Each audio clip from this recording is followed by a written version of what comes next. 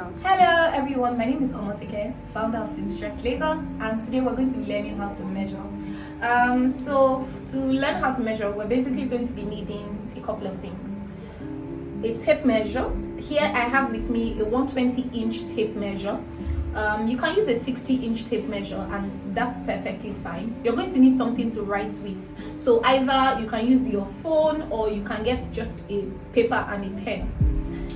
So we have on our measuring tape, we have two sides. We have the inches side and then we also have the centimeter side. I'm filming from Nigeria. We typically use the inches side here. So that's what we're going to be using for the purpose of this video. L is typically a UK size 10 to 12. So we're going to be measuring her today. With the inches side, don't forget. So we're going to start with her bust measurement, which is basically the circumference and the biggest part of her bust. So this is 36.5 inches.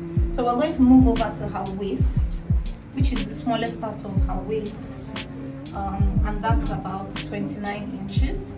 We're going to move to the round of shoulders, which is just basically the circumference of her round of shoulder, which is 43 inches. Then we're going to move to her hips, the biggest part of her bum, which is 42 inches, right?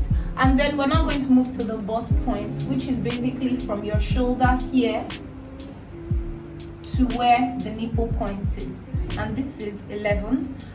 We're now going to do the nipple to nipple. It's basically the distance between the two nipples, right? And then next we're going to do the under bust. A lot of people confuse under bust for round under bust, but it's actually different. So under bust is your shoulder here to where the bone of the bra is, where the iron of the bra is, right? And then your round under bust is basically the circumference of where you put the iron of the bra. So that's the round under bust. It's just below the bust and above the waist. Now we're going to do the half length measurement, which is from here basically to the waist, where we took the waist, the smallest part.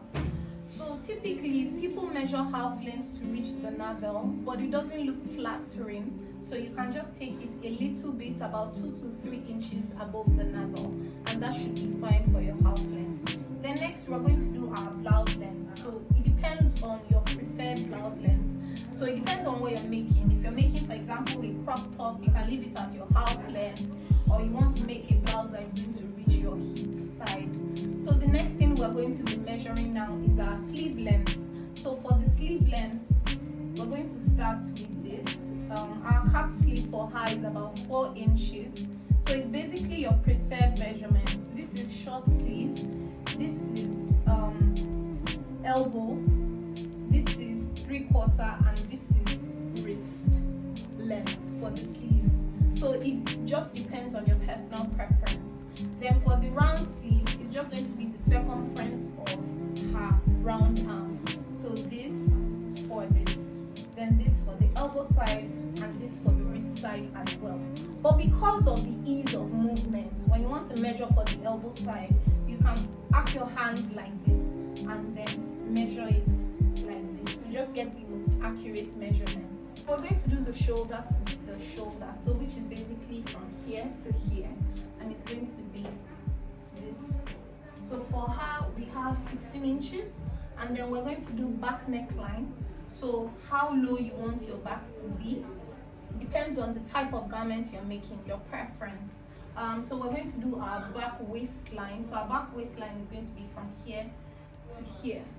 So basically from here to the deepest part of your back, right? So now we're going to be measuring our different lengths. We're going to start with our crotch length, which is from the navel to inside here. So your preference, like I said, is really. So we're going to also do our inseam measurement, which is going to be from here basically to the floor. So if you want to wear heels with the particular trousers, you can either tiptoe or wear a pair of heels. Just capture the exact measurements that you prefer. So we're back again. So we're going to simultaneously be measuring for trousers and skirts, right? So we're going to start from here, the navel, or wherever it is you put your skirt. It's a personal preference thing at this point. So we're going to do mini skirts for her, which is about 15 inches.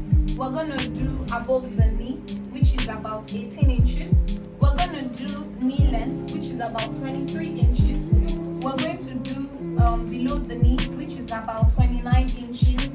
We're going to do midi, which is about 32 inches. We're going to do ankle, which is about 40 inches. And then we're going to do maxi, which is about 46 inches. So for your trousers and your skirts, for your maxi, you can just do whatever. She's wearing heels to kind of elevate her, because the outfits that she might want to wear, she might want to rock them with heels. So this is just her floor length measurement for her trousers, 45 inches. So we're going to be starting with our different dress length measurements. So unlike the trousers and the skirts that we started from the navel, for the dress we're going to start from the shoulder. So here, we're going to have our mini dress. For when you're measuring for your dress length, you always have to make sure that you go above the breast, because if you go on this side, it's going to take out some measurements, right? So you have to go above the breast. So it's gonna go like this for our midi. I already held it here because I'm quite short compared to the model, so I have to hold my taper here so it doesn't allow me to lose some inches, so I measure properly. So I'm gonna go, this is her mini, this is her above the knee, this is her knee length, this is her below the knee, this is her midi. I'm holding it again because I'm so short.